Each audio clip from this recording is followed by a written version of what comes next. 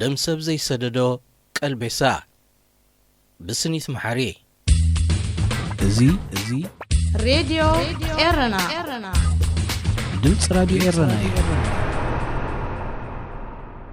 ቴሌፎነይ ናይ ዘገድሰኒ በዓል ጽቡቆይ ሰብ ጻውዒት ተቐቢላ ጭር እናበለትን ከላ ስለ ዘይጣዕመኒ ኣይልዓልክዋን ዝደወለለይ ሰብ ብዙሕ ደዋላይ ስለ ዘይኮነ ግን ነቲ ዝገደፎ መልእኽቲ ክሰምዖ ተሃዊኸ ከም ሎሚ ገይረ እዛ ቴሌፎን ከተልዕልያ ይደለኹን ብዝኾነ ናይ ሓደ ዝመሰጠኒ ዛንታ ናይ ሓንቲ ሰሚዕናያ ዘይንፈልጥ ኢትዮጵያዊት ጋዜጠኛ ታሪኽ ክትሰምዕዮ ስለ ዝደለኹየ ሰለስቲኡ ክፋላት ኢሜይል ክገብረልክየ ነዊሑ ግን ጊዜ ብዝረኸብ ኩሉ ቀሲል ክስምዕዮ ኣዝዩ ዝገርም ዛንታ እዩ ክብል መልእኽቲ ብድምፅን ጽሑፍን ገደፈለይ ኢሜይለይ ምስ ከፈትኩ ድማ ነቲ መደብ ዝሰምዓሎ ሓበሬታ ጸኒሕኒ ብኡ ንብኡ ነቲ ብኣምሓርኛ ዝተዳለወ መሳጢ ናይ ሬድዮ መደብ ክሰምዖ ጀመርኩ እቲ ዛንታ ቀስ እናበልካ በብመዓልቱ ትሰምዖ ኮይኑ ይረኸብክዎን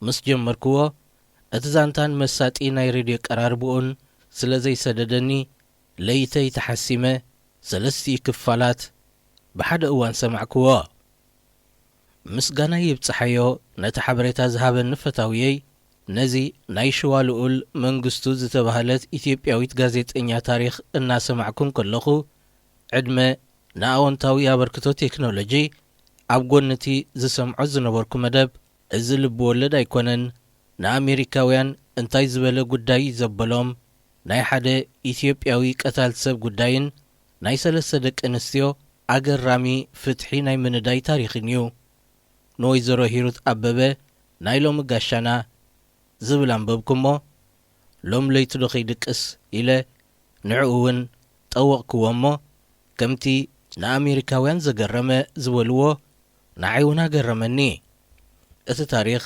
ንኤርትራውያን እውን ኣገዳሲ ኮይኑ ስለ ዝተሰማዕኒ ኸዓ ጾሚቐን ተርጒመን ገለ ወሲኸ ኣብ ገለ ድማ ኣጉዲለ ከም ዝጥዕመኒ ገይረ ነቲ ኣብ ኢትዮጵያ ዝርከብ ሬድዮ ናይ ቀዳም መኣዲ ዕላል ኣብ መንጎ መኣዛን መሃንዲስ ሂሩትን ዝተገብረ ቃል መጠይቕ ከካፍለኩም መሪፅ ኣለኹ እዚ ሬድዮ ኤረና ድምፅ ራዲዮ ኤረና ሓደ መዓልቲ እጅጋዮ ዝተባህለት ኣብ ኣትላንታ ኣሜሪካ ትቕመጥ ኢትዮጵያዊት ከምቲ ልሙድ ኩሉ ግዜ ትገብሮ ናብቲ ከም ኣሳሳይት ኮይና ትሰርሓሉ ሆቴል ስራሕ ክትኣቱ ናብ ኢሌቬተር ኣትወት እሞ ምስ ካብ ስራሕ ዝተፈደሰ ካልእ ሰራሕተኛ ኣብቲ ኢሌቬተር ተራኸቡ ከምቲ ዝዝውተር ደቂ ዓዲ ምዃኖም ፈሊጦም ድሙቕ ሰላምታ ተለዋወጡ እጅጋዮ ቆሞቱ መልክዑ ሪኣ እኳ እንተተሰናበደት እቲ ኣብ ንእስነታ እቲ ኣብ ልዕሊኣ ዝተፈጸመ ስቓይ ግፍዒ ፍርሒ ረሲዓ ካብቲ ትገበን ዝተፈጸመሉ ቦታ ኢትዮጵያ 10 ኪሎ ሜትራት ርሒቓ ንኹሉ ዝተበደለቶ ኣብ መሬት ቀቢራ ክትነብር ስለ ዝወሰነትን ምስ ካልእ ናይ ስደት ብድሆታት ትጋደል ስለ ዝነበረትን ሽዑ እቲ በዳሊኣ እግራ መምጽኡ ክትኣምኑ ይደለየትን ድምፂ ምስ ሰምዐት ድምፂ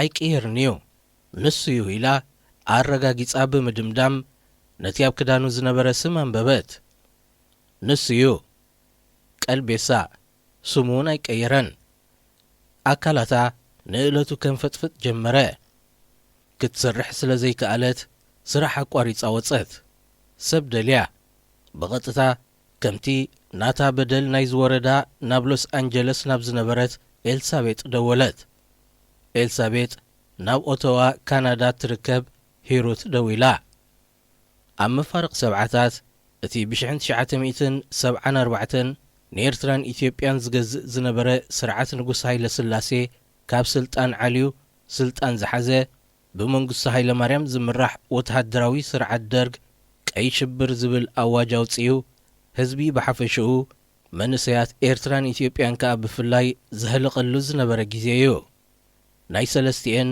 ናይ ዘንደቂ ኣንስትዮ ታሪኽ ከዓ ተመሳሳሊ እዩ ከም ኩሉ መንእሰይ ናይ ትሽዑ እዋን ንስልጣንን ለውጥን ዝምነያ ብሓደስቲ ሓሳባት ዝወናወና ጎራዙ ናይቲ ግዜ ነበራ።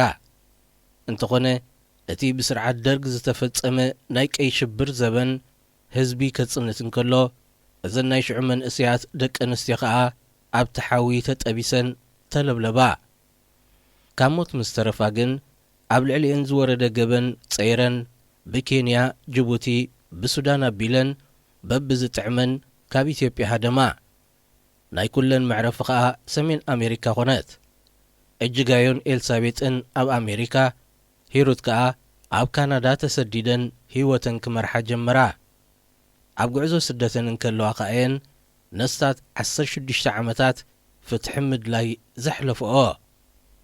ብ1990 እታ ኣብ ኣትላንታ ትቕመጥ ዝነበረት ኢትዮጵያዊት እጅጋየሁ ኣብቲ ትሰርሓሉ ዝነበረት ሆቴል ዝርከብ ነቲ በዓል ደማ ዝኾነ ቀልቤሳ ምስ ረኣየቶን ንሱ እታ ንሳ ጸቢቓ ትፈልጦ ቀልቤሳ ምዃኑ ብድምፁ ኸይተረፈ ምስ ረጋገጸትን ናብ ኤልሳቤጥን ሂሩትን ደው ኢላ ነጊራተን። ክልቲኤን ተጋጊ ኽለኺ ንቀልቤሳ ክትርእዮ ኣይትኽእልን ኢኺ፣ ቀልቤሳስ ኣብ ሆቴል ሳንጣ ምስ ዘመላልሱ ክሰርሕ ክትርእዮ ኣይከውንን እዩ ኢለናይ ኣመናኣን። እመና ንበጃኻትክን ንሱ እዩ፣ ስሙ እውን ኣይቀየረን ምስ በለተን ዘይንኸይድከ ትብሎ ዘላ ሰብ ዘይንሪኦ ኢለን ሂሩት ካብ ካናዳ፣ ኤልሳቤጥ ከዓ ካብ ሎስ አንጀለስ ናብ ኣትላንታ ኸዳ። ካብ ስራሕ ክወፅእ እንከሎ ኣብ ደገ ኾይነን ክርእኦ ወሲነን ተጸበይኦ። ዝረኣይኦ ከኣምናይ ከኣላን።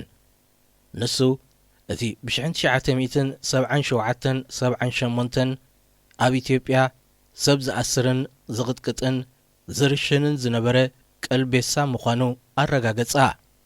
እቲ ንዓመታት ሓቢአንኦ ዝነበራ ስቓይ ተዘኪርወን ከዓ ተሓቋቒፈን ፊቕ ኢለን ኣልቀሳ። ተኣባቢደን እንታይ ንግበር በላ። እታ ኣብ ኣትላንታ ትቕመጥ እጅጋዮሁ ብዛዕባኡ ሓበሬታ ክትእክብ ንሰብኣዊ መሰላት ዝጣበቑ ጠበቓታት ክረኽባ ተሰማሚዐን ሂሩት ናብ ካናዳ፣ ኤልሳቤጥ ናብ ሎስ አንጀለስ ካሊፎርንያ ነናብ ዝነብራሉ ቦታ ተመለሳ። ጉዳየን ዝጣበቑለን ናይ ሕጊ ሞያውያን ክገብራ እንተኾይነን ኣብዚ ጉዳይ ዝጣበቑ ሰብ ሞያ $700-800 ንሰዓት እዮም ዝኽፈሉ። ፈጺምካ ዘይክእልኦ ልዕሊ ዓቕመን እዩ። በይናይ ኣጋር ኣሰጋጋር ኢለን ግን ኢደን ክእክብ ኣይደለያን። ብመገዲ ሓደ ኢትዮጵያዊ ትካል ንሓደ ክልተ ጠበቓታት ምስ ረኸባ ባዕላቶም ተጸዋዊዖም ብሰብኣዊ መሰል ዝጣበቑ 7 ጠበቓታት ጉዳየን ብነጻ ክወስድዎ ማለት ከይተኸፍሉ ክሰርሑለን ተሰማሚዖም ረኸብወን። እቲ ብዛዕባ ኣብ ልዕሊ ንጹሃት ኢትዮጵያውያንን ኤርትራውያንን ብቀይ ሽብር ዝተገብረ ህልቂት ማእሰርትን ግፍዕን ንጹሃት ሰባት ዓለም ተዛሪባትሉ ስለ ዘይትፈልጥ ነዞም ጠበቓታት እውን ጋንኮኖምን ከኣምኑ ወይ ክኸበዶምን። እዘን 3 ደቂ ኣንስትዮ ግን ኣፈን ጥራይ ዘይኮነ ኩሉ ኣካላትን እዩ ዝዛረብ። ጸረ ኣብዮት ተባሂለን ኣብ ቤት ማእሰርቲ ጥራሕ ነብሰን ብግፍዒ ብጎማ ዝተቐጥቀጠኦን ቆርበተን ተበሳሲዑ ዝገደፎ በሰላ ኣብ ሙሉእ ኣካላተን ስለ ዘሎን ብፍላይ ናይ እጅጋየሁ በሰላታት ኣብቲ ብኽዳን ዘይሽፈን ክፉት ኣካላታ ብብዝሒ ስለ ዘሎን ምስ ረኣይዎ ኣሰንበዶም። ንሰን ነቲ ሓቢአንኦ ዝነበራ ታሪኽ ዳግም ከዘንትዋሉ ምስ ጀመራ ብኽያት ምቁፅጻር ሰኣንኦ። እቶም ነቲ ዛንታ ብኽሪ እዝኖም ዝሰምዑ ኣሜሪካውያን ጠበቓታት ድማ ምስ እነብዑ። ንሕና እዚ ብልዕሌና ዝወረደ ግፍዒ ዝገደፈልና በሰላታት ንዓመታት ሓቢእናዮ ኢና ንኸይድ ነርና፣ ኣይንዛረበሉን ኢና ነርና። ወላደይ ካብ ሞት ምትራፈይ ዓብ ነገር ጌራ ስለ እተሓስቦ በሰላይ እናረኣየትን ከላ ብዛዕባኡ ክትዛረብ ኣይትደልን እያ። ንመጀመርያ ግዜ ምዞም ጠበቓታት ኮይንና ክንዛረበሉ ምስ ጀመርና ናብቲ ዘሕለፍናዮ ስቓይን ብኽያትን ተመሊስና ትብል ሂሩት። በቲ ፍጻሜ ዝሰንበዱን ዝደንገጹን ጠበቓታት ጉዳየን ብወለንታ ወሲዶም ኣብ መዓልኡ ኸብጽሕዎ ስራሕ ጀመሩ። ነቲ ጉዳይ ብሓፈሽኡ ኸጽንዑ፣ ብዛዕባ ቀልቤሳ ኸሓቱ፣ ናይ ቤት ፍርዲ ቦታ ክረኽቡ፣ ኣብ 1990 ዝሓዝዎ ጉዳይ ቤት ፍርዲ ክሳብ ዝበጽሕ 3 ዓመት ወሰደ።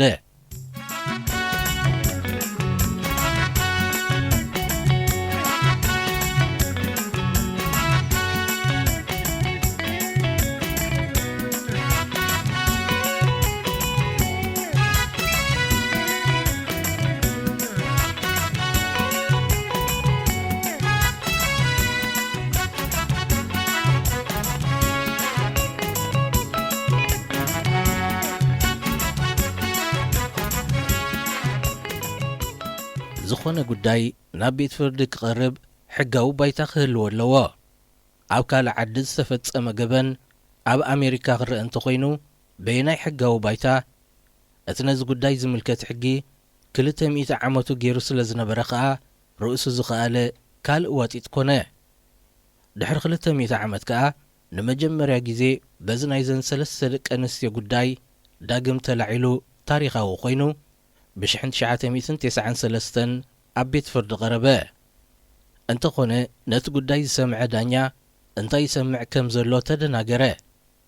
እቲ ጉዳይ ኣብ ኢትዮጵያ ትበሃል ኣሽሓት ኪሎ ሜትራት ካብ ኣሜሪካ ርሑቕ ዘላ ሃገር ዝተገብረ ሂሩት ካብ ካናዳ ዝመጸት ካናዳዊት እጅጋዮን ኤልሳቤጥን ብግሪን ካርድ ዝነብራ ሰለስቲአን ኣሜሪካውያን ዘይኮና እቲ ገፋዒና ዝብልኦ ዘለዋ ሰብ ኣሜሪካዊ ዜግነት ዘይብሉ ኣብ ኣትላንታ ዘይኮነ ቅድሚ ነዊሕ ዓመታት ኣብ ኢትዮጵያ እንከሎ ዝገበሮ እቲ ጉዳይ ከመይ ኢሉ ናይ ኣሜሪካውያን ጉዳይ ዘይኮነ ክነሱ ኣብ ኣትላንታ ኣብ ናይ ኣሜሪካ ቤት ፍርዲ ከም ዝቐረበ ደንጽዎ።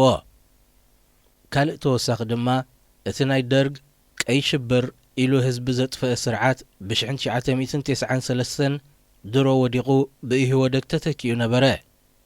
ግዳያት ቀይ ሽብር ዝኾና ሂሩት እጅጋዮው ኤልሳቤጥ ኣብ ኣሜሪካ ክሲ ከቕርባ ሕጊ ከም ዘፍቀደለን እቲ ብኢትዮጵያን ኤርትራን ዝተኻየደ ዝተወደበ ጃምላዊ ህልቂት እምበር ናይ ሓደ ክልተ ብሃንደበት ዘጋጠመ ፍጻሜ ዘይምዃኑ ሳላ ጠበቓታተን ንዳኛ መብርህ ተዋህቦ።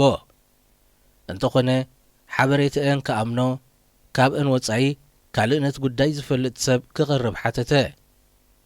ድምን ኣለዎ እዝግለዎ ከም ዝበሃል ድማ ካብቲ ጽቢተን ወጻኢ ፕሮፌሰር ሃዋርድ ዝበሃል ኣብ ግዜ ቀይ ሽብር ኣብ ኢትዮጵያ መምህር ዝነበረ ምስክር ኮይኑ ቀረበ።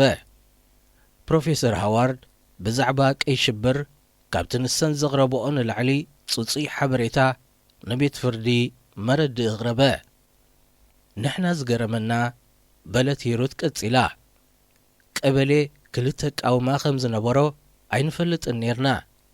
ፕሮፌሰር ሃዋርድ ይነጊርና ብዘይካቲ ብህዝቢ ዝምረጽ ናይ ቀበሌ ቃውማ እቲ ንቀይ ሽብር ከተግብር ዝተሰርሐ ኣብዮት ጥበቃ ኮሚሽን ዝብል መዋቕር ቀበሌ ንኡስ ዞባ ኢሉ ክሳብ ናብ ደርግ ናብ ሻለቃ ብርሃኑ ዝበጽሕ መሳልል ነይርዎ። እዚኦም ብህዝቢ ይኮኑን ዝምረጹ ደርግ እዩ ባዕሉ ዝምድቦም ነይሩ። ኣብ ነፍሲ ወከፍ ቀበሌ 5 ኮይኖም ሓደ ካብኦም ግድን ሰብ ንኽርሽን ዝተዳለወ ወተሃደር ክኸውን ነይርዎ። እቲ ዝነበረ ምቕታል ተሓቢእካ ዘይኮነ በጋህዲ ደብዳቤ ጽሒፍካ እገለን ሰውራዊ ስጉምቲ ተወሲድዎም ተባሂሉ ልክዕ ከም ዝኾነ ናይ ስራሕ ጸብጻብ ይቐርብ ነይሩ። ንሕና ናብ ናይ ኣሜሪካ ቤት ፍርዲ ዝኸድና ተቐጥቂጥና ተሳቒና ክንብል ነይሩ። ኣብቲ ቤት ፍርዲ ምስ ከድና ግን ዘይንፈልጦ ዝነበርና ቀይ ሽብር ዝነበሮ ፍሉይ ኣወዳድባን ስርዓትን ፈሊጥና ብምባል ቀልቤሳ ኣብ ሕጊ ቀሪቡ ፍርዱ ክረክብ ጥራይ ዝነበረ ሕልመን ኣወዳድባ ቀይ ሽብር ካብቲ ዝሓሰብኦ ንላዕሊ ዕምቆትን ስፍሓትን ከም ዝነበሮ ክርዳኣ ኸኣላ። ቀልቤሳ እዚ ኩሉ ብደም ሰብ ኢዱ ጨቂን ከሎ ኣብ ዴሞክራስያዊ ዓዲ ኣሜሪካ ከም ሰቡ ተሰዲዱ ተረጋጊኡ ዝነብር ነይሩ። ብመሰረት ሂሩት ዝሃበቶ ሓበሬታ ኣብ ኣሜሪካ ኣብ ሕጊ ቀሪቡ ምስ ተሓተተ ኸዓ ኣብ ጎንደር ከም ዝተማህረን ናይ ጥዕና ሰራሕተኛ ከም ዝነበረን ገሊጹ ናይ ቀበሌ ቦወንበር ከም ዝነበረ ግን ከሓደ። ከምቲ ኣቐዲሙ ዝተጠቕሰ ግን ህልቂት ቀይ ሽብር ተሓቢእካ ዘይኮነ ብእውጅ ይግበር ስለ ዝነበረ ኣብ ኢትዮጵያውያን እውን ንናይ ቀይ ሽብር ጉዳይ ዝከታተል ትካል ቆይሙ ስለ ዝነበረን ቀልቤሳ ሓላው ኣብየት ኮይኑ ኣብ ጋዜጣ ብርሃንና ሰላም እናፈከረን ከሎ ዝተሳእሎ ደብዳቤ ዝተጻሕፎን ጭብጥታት ኣምጺሙሉ። ኣብዚ እዋን እዚ መደበር ዜና CNN ድማ ገበነኛታት ሰላማውያን ሰባት ተመሲሎም ናብዚ ሰሜን ኣሜሪካ መጺኦም ዕቑባ ብምሕታት ወረቐት ይረኽቡ ኣለዉ እሞ ዝወሃብ ፖለቲካዊ ዕቑባ ክጻር ኣለዎ ዝብል ኩርናዕ ሒዞም መደብ የዳልዉ ነበሩ እሞ ሓበሬታ በዓል ሂሩት ድማ ነቲ መደቦም ኣበርክቶ ገበረ። ቀልቤሳ፣ ሂሩት፣ እጅጋየሁ፣ ኤልሳቤጥ ንመጀመርያ ግዜ ኣብ ቤት ፍርዲ ምስ ተራኸቡ ሂሩት ብኡ ንብኡ ጥራሕ ነብሳ ዝተቐጥቀጠቶን ካብ ቤት ማእሰርቲ ናብ ቤት ማእሰርትን ቤት ጽሕፈት ደርግን ዝተወስደቶን ምስ ገለጸት ቀልቤሳ ክምልሰላ ቤት ፍርዲ ሓተቶ። ንስኽስ ክሳብ ክንደይ ኣገዳሲት ሰብ ነርኪኺ ካብ ቤት ማእሰርቲ ናብ ቤት ማእሰርቲ ክሳብ ቤት ጽሕፈት ደርግ ተጸዊዕኺ ትቕጥቀጢ ኢሉ ተገምጢሉ ቀልቤሳ ከም ዝሓተታ ሂሩት ትገልጽ። ንሳ ድማ ኣነ ደኣ ተራ ሰብ ዝነበርኩ ሰብ እየ። እዚ ሕቶ እዚ እቲ ኣነ ንዓመታት እንተዝረኽቦስ መሓተትክዎ ዝብሎ ዝነበርኩ እዩ። ንስኻ መልሶ እዚ ሕቶ እዚ ኢለዮ። ስምዒተይ ምቁፅጻር ስኢነ ንኮፍ መበልየ ገዲፈ ክትስእ ይደሊ ከም ዝነበርኩ እቶም ጠበቓታት ነጊሮምኒ ትብል። ብመሰረት ሓበሬታ ሂሩት ቀይ ሽብር ነዝቐትልዎም ዝነበሩ ሰባት ኢሕአፓ ማለት ኢትዮጵያ ህዝቦች አብዮታዊ ፓርቲ ኮይኖም ይብሉ ስለ ዝነበሩ ቀልቤሳ ድሕሪ ክንደይ ዓመት ኣብ ናይ ኣሜሪካ ቤት ፍርዲ ቀሪቡ ኢሕአፓ ነራ እንተይሉ ኣብቲ ጉዳይ ከም ዝወዓለ መረጋገጺ ክኸውን ስለ ዝኽእል ከምኡ ይበለን። ኢሕአፓ ኣብ ኢትዮጵያ ብፖለቲካን ጎነፅን ንደርግ ዝቃወም ዝነበረ ካብ ህዝቢ ኢትዮጵያ ብሓፈሻ ካብ ምሁራትን መንእሰያትን ከኣ ብፍላይ ኣብ ሓፂር እዋን ሰፊሕ ተቐባልነት ረኺቡ ቀልጢፉ ዓብዩ ዝነበረን ድሓር ዝተበታተነን ኢትዮጵያዊ ምንቅስቓስ እዩ ነይሩ። ሂሩት ቀጺላ ኣነን ቀልቤሳን ንኻልኣይ ግዜ ክንራኸብ እንከለና እቲ መጀመርያ ቅድሚ ነዊሕ ዓመታት ጥራሕ ነብሰይ ገይሩ ክቕጥቅጠንን ከለዮ ኣብዚ ኻልኣይ ግዜ ኣሜሪካ ግን ኣብ ማዕሪኡ ጣውላ ኮፍ ኢለ ብሸውዓተ ጠበቓታት ተዓጅበ ዝዛረብ ነይረ። መጀመርያ እቲ ኣሜሪካዊ ብዛዕባ ገበናት ቀይ ሽብር ምስክርነቱ ምስ ሃበ ኣነ ካልእቲ ምስክር ኮይነ የቐሪበ። መልሰይ ዝሰምዐ ዳኛ ንእለትዩ ገጹ ተቐያይሩ። ቀልቤሳ ሓቂ ኸይወፅእ ፈሪሁ ብዙሕ ኣይተዛረበን። ጠበቓ ስለ ዘይነበሮ ኢፒአርፒ ዝበሃሉ ዕጡቓት ዝገበርዎ ንዕኦም ዝተገብረ መልሲ ነይሩ ይኸውን እናበለ ብዙሕ ዘረባ ይሓዋውስን ዘረብኡ ዳኛ ክስዕቦ የጸግምን ነይሩ። ምስ ቀልቤሳ ኣብ ከምቲ እዋን ኣብ ሕጊ ቀሪብና ብምርኻበይ ንዓይ ኣዝዩ ፍሉይ ስምዒት ይፈጢሩለይ ነይሩ ትብል ሂሩት። ኣብ ናይ ኣሜሪካ ፍርዳዊ መስርሕ ዝኾነ ሰብ ጠበቓ ክህልዎ መሰሉ ስለ ዝኾነ ቀልቤሳ እውን ጠበቓ ክግበረሉ ተሓቲቱ ነበረ።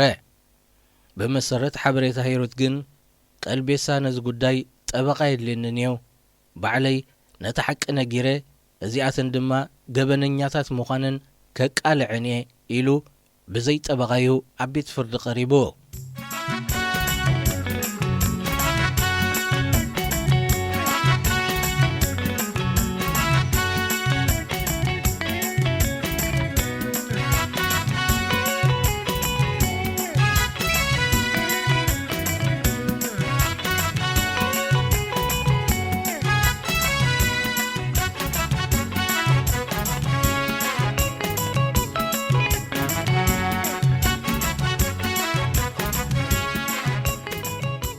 ሂሩት እጅጋየሁን ኤልሳቤጥን ናይቲ ኣብ ኤርትራን ኢትዮጵያን ብቐይ ሽብር ዝተገብረ ህልቂት ውፃእ ማዕትየን።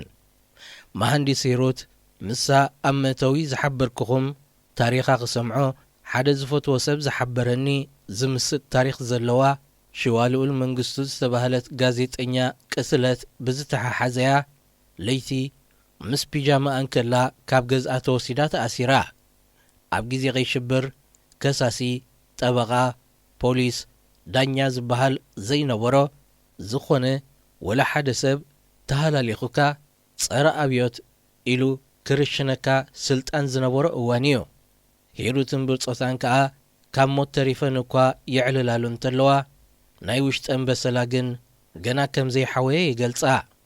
ተኣሲርና ብሕሱም ተቐጥቂጥና ከም ንዋረድ ገይሮምና ናይ ደገ ቁስልና ሓዊዩ ስንና እንተሰሓቐ ልብና ግን ገና ምስ ቁስሉ እዩ ዘሎ ኢላ ሂሩት።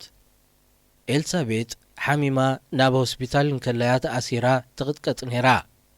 ኣቦኣ ብላታ ደምሴን ሓፍታ ሃይማኖት ደምሴን እዚ ቀልቤሳ ይቐቲልዎም። ኤልሳቤጥ ነቲ ብሂወታ ዝተፈጸመ ዘሕዝን ፍጻሜ ኣብ ቤት ፍርዲ ቀሪባ ክትገልጾ እንከላ ነቲ ዳኛ ልክዕ ኣብ ናይ ኣቦኣ ቦታ ቐሚጣ ብቕደም ተኸተል ደቂቕ ዝርዝር ናይቲ ገበናዊት ፍጻሜታት ብምቕራብ ኣብኡን ኣብ ደቁን ከም ዝወረደ ጌራ ኣቕሪባቶ። እቲ ዳኛ በኺዩ፣ ኩሉ ሰብ በኺዩ፣ ዋላ እቲ ሓበሬታ ናይቲ ቤት ፍርዲ ዝጽሕፍ ዝነበረ ታይፒስት በኺዩ። ኤልሳቤጥ ተኣሲራ እንከላ ኣቦኣ ብላታ ደምሴ ይበጽሕዋ ነይሮም። እዛ ናይ መወዳእታ እዋን ዝበጽሕዋ ግን ናይ መጨረሻ ጊዜ ምዃና ዝፈለጠት ተኣሲራ እናተቐጥቀጠት እንከላ እዩ። እቲ ዛንታ ክትሰምዖ ዘንቀጥቅጥ ነይሩ። ሳልሰይትና እጅጋየሁ ድማ ዝተቐጥቀጠትሉ ጎማ ቆርበታ ቀዳዲዱ ኣብ ሙሉእ ኣካላታ ዝገደፎ በሰላታት ባዕሉ እዩ ዝዛረብ። እዚ ኩሉ ዝሰምዐን ዝረኣየን ዳኛ ሽዑ ንሽዑ ወሲኑ ኣብ ካሕሳ ዝወሃቦ ቤት ፍርዲ ስለ ዝኸድና ክሳብ 30 ሚልዮን ክፍረደልና ይግባእ ነይሩ። እቲ ዳኛ ግን ናብቲ ክውንነት ክቐርብ ደልዩ 1.5 ሚልዮን ማለት ንነፍሲ ወከፍና 500,000 ቀልቤሳ ክሕሰና ወሲኑ። እቲ ዳኛ ቀልቤሳ ክንድኡ ገንዘብ ከም ዘይብሉ ይፈልጥ እዩ። እንተዝህልዎ ግን ቀልቤሳ ክንድዚ ክሕስ ይግብኦ ማለት እዩ። ኣብዚ ሰብ ይደናገር እዩ። ንሕና ገንዘብ ኣይተቐበልናን። ንሕና ግን ፍትሕ እምበር ገንዘብ ስለ ዘይደለና ተሓጒስና ኢና። እቲ ዝገርም ኣብቲ ቤት ፍርዲ ኢትዮጵያውያን ኣይመጹን። ሓደ ቀልቤሳ ዝቐጥቀጦ ኣብ ታክሲ ሰሚዐ ኢሉ እናጐየ የመጽ እዩ። ናይ ዜና ማዕከናት ኣብዚ ዓዲ ብዙሓት ኢትዮጵያውያን እናሃለዉ ስለምንታይ ዘይመጹ ኢሎምኒ። መብዛሕትኦም ድሒሮም ዝመጹ ብስራሕ ዝተታሕዝዮም ኢለ መኽንየሎም። ገሊኦም ስርዓት መንግስቱ ስለ ዝተቐየረ ሽዑ ክሲ ዝጀመርና ዝመሰሎም ብፖለቲካ ዝረኣይዎ ነይሮም። ንሕና ግን መንግስቱ ኣብ ስልጣን እንከሎ ብ1990 ዓመተ ምህረት ኢና ነቲ ክሲ ጀሚርናዮ። ንሕና ከዓ ኣብ ልዕሌና ዝወረደ በደል ፍትሒ ክንረኽበሉ እምበር ዝኾነ ፖለቲካዊ መበገሲ ነበረናን። እቲ ውሳኔ ኣብ ኩሉ ጋዜጣታት ወፂኡ ኣብቲ ናይ ገጠር ዝበሃል ኒውዮርክ ዋተርታውን ከይተረፈ ወፂኡ። ቀንዲ ዕላማና ገበነኛታት ፍርዶም ክረኽቡን ካልኦት ካብ ተግባሮም ክመሃሩን ገበን ጠጠው ክብልን ስለ ዝኾነ ቀልቤሳ ካብ ኣሜሪካ ናብ ኢትዮጵያ ዝምለሰሉ ኩነታት ክንሓስብን ምስ ጠበቓታትና ክንዘራረብን ጀሚርና። ሓሳብና ግን ናይ የዋሃት ኮይኑ ጸኒሑ። ድሕሪኡ ን6 ዓመትን 8 ወርሕን ኣብዚ ሓሰብናዮ ኮለልን ካልእ ሽግርን ወደቕና ትብል ሂሩት። ይቕጽል